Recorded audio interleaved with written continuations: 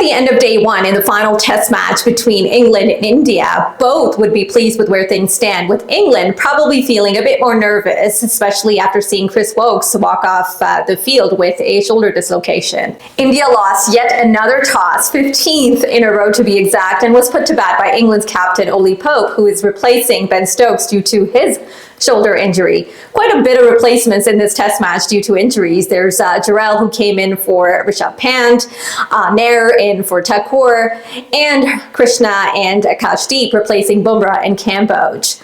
A bit of a dodgy start with Jaiswal getting out early, who has yet to make a big impact in the series after a century in the first test match.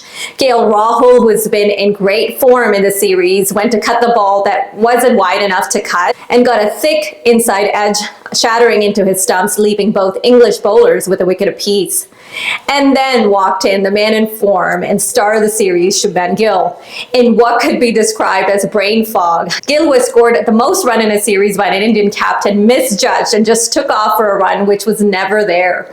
Atkinson picked up the ball quickly and threw it through a direct hit at the batter's end. Gill slipped halfway down the track, but would have been out even if he had not slipped when turning. The man who has arguably demonstrated the best judgment throughout the series and has batted beautifully, consistently, made the mistake that could potentially cost him the series despite all his record-breaking performances. JB Overton and Josh Tongue were wayward and all over the place, with Tongue leaking 11 extra runs in his first over. Whether it was the pitch or the conditions, but then produced two absolute jaffas. One, a beautiful outswinger to get left-hander Sudarshan caught behind, and then a couple overs later, Jadeja, who managed to score only 5 runs in the first innings.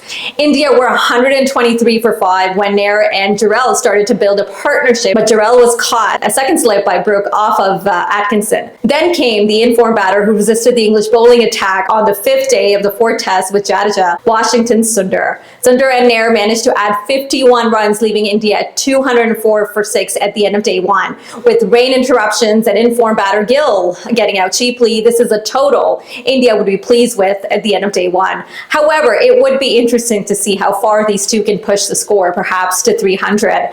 But if batting becomes easier, then the English would fancy chasing the total, even if they are missing Ben Stokes. Until then, take care.